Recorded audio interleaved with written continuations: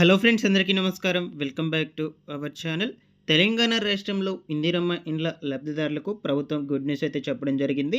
వీరికి ఈ తేదీ నుంచి ఇందిరమ్మ ఇండ్లను పంపిణీ చేయబోతున్నట్లు లేటెస్ట్‌గా సమాచారాన్ని అయితే విడుదల చేసిందనమాట. ముఖ్యంగా ఎవరెవరికి ఏ తేదీ నుంచి ఈ ఇందిరమ్మ ఇండ్లు అనేటువంటి వాటిని పంపిణీ చేయబోతున్నారు, అలాగే ఈ రెండవ విడత ఇందిరమ్మ ఇండ్లు అనేటువంటివి ఎప్పటి నుంచి పంపిణీ చేస్తారు, ఎవరెవరికి పంపిణీ చేస్తారు, ఇక ఈ ఇందిరమ్మ ఇండ్లకు సంబంధించిన ఆన్‌లైన్ స్టేటస్ అనేది ఎలా చెక్ చేసుకోవాలి, ఈ వివరాలన్నిటి గురించి మీకు క్లియర్‌గా చెప్తాను గైస్. వీడియోనైతే తప్పకుండా ఎండ్ వరకు చూడండి.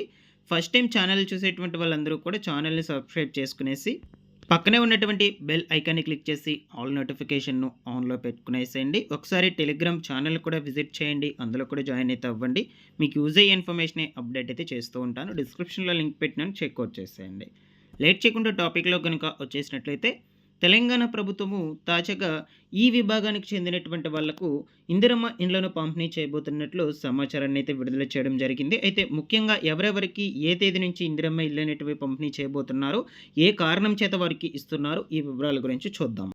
సో ముందుగా మీరు స్క్రీన్ మీద చూసుకున్నట్లయితే, ఈ నెల 15వ తేదీలోగా వారందరికీ ఇల్లు మంజూరు చేయబోతున్నట్లు మంత్రి ప్రకటించారు. మంత్రి పొంగులేటి శ్రీనివాస్ రెడ్డి కీలక ప్రకటన చేశారు.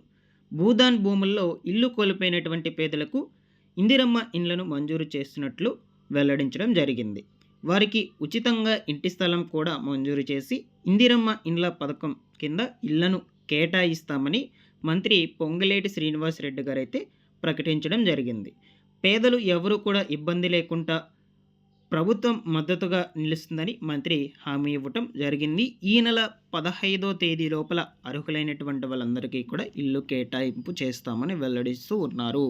భూదాన్ భూముల్లో ఇళ్లను కూల్చివేయడం సంబంధించి ప్రతిపక్షాలు చేస్తున్నటువంటి విమర్శలపై స్పందించారు.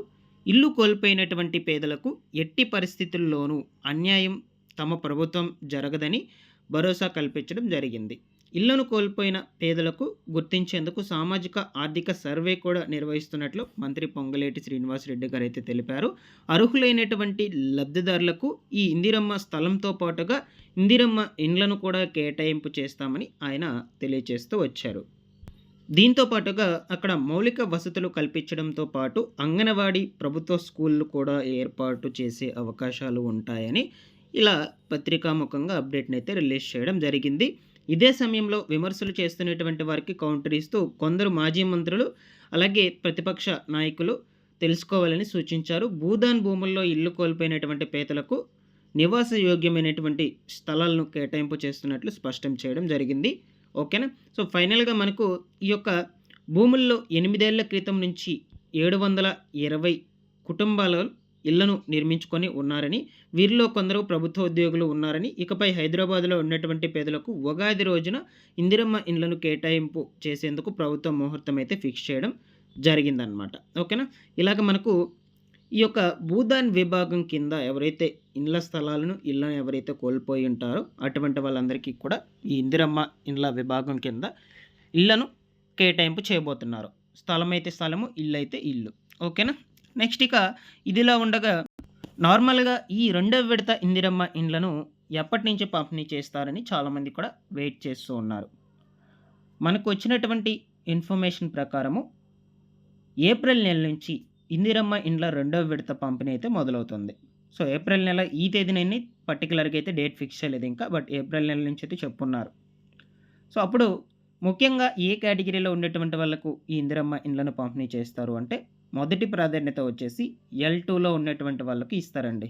దాని తర్వాత L1లో ఉన్నటువంటి వాళ్ళకి ఇవ్వటం జరుగుతుంది. మీరు ఏ లిస్టులలో ఉన్నారు అని ఎలా తెలుసుకోవాలి అంటే, ఈ ఇందిరమ్మ ఇండ్లకు సంబంధించినటువంటి వెబ్సైట్ ఇది. ఈ వెబ్సైట్లో చెక్ చేసుకోవచ్చు. నేను ఆల్రెడీ ప్రీవియస్ వీడియోస్లో చాలా వీడియోస్లో చెప్పున్నాను. సో ఈ వెబ్సైట్లోకి వచ్చేసి సెర్చ్ బై ఆప్షన్ మీద ఇలా క్లిక్ చేసినట్లయితే ఇక్కడ 4 ఆప్షన్స్ చూపిస్తాయి. Mobile number, Aadhaar number, application ID, FSC card number. So మీ అందరి దగ్గర కామన్గా ఆధార్ నెంబర్ ఉంటుంది కాబట్టి ఆధార్ కార్డు, సో దాన్ని సెలెక్ట్ చేసుకునేసేయండి. మీ ఆధార్ నెంబర్ ఇక్కడ ఎంటర్ చేసేసుకునేయండి. సింపుల్గా సెర్చ్ అనే ఆప్షన్ మీద క్లిక్ చేసుకున్నట్లయితే మీకు మీ యొక్క స్టేటస్ అనేది చూపించేస్తుంది. అక్కడ మీ డీటెయిల్స్ మొత్తం ఉంటాయి. దాని తర్వాత కింద మీ యొక్క అప్లికేషన్ స్టేటస్ ఉంటుంది, లిస్ట్ టైపు ఉంటుంది, రిమార్క్స్ ఉంటాయి. సో లిస్ట్ టైప్ వచ్చేసి L1 అయితే L1, L2 అయితే L2, L3 అయితే L3 ఓకేనా? ఇలా అయితే ఉంటాయి. L3 వరకు ఇలా ఉండేది మనకు. ఓకేనా? నెక్స్ట్ అప్లికేషన్ స్టేటస్ దగ్గర చాలామంది వరకు పెండింగ్ ఫర్ ఎంపీడీఓ అప్రూవల్ అయితే చూపిస్తూ ఉంటాయి. So pending for MPDO approval అని చూపిస్తున్నట్లయితే మీకు ఇల్లు మంజూరు కాదు. ఎందుకంటే మీ అప్లికేషన్ అనేది ఎంపీడీఓ ఆఫీస్‌లో ఇంకా వెరిఫికేషన్‌కి వెళ్ళలేదు.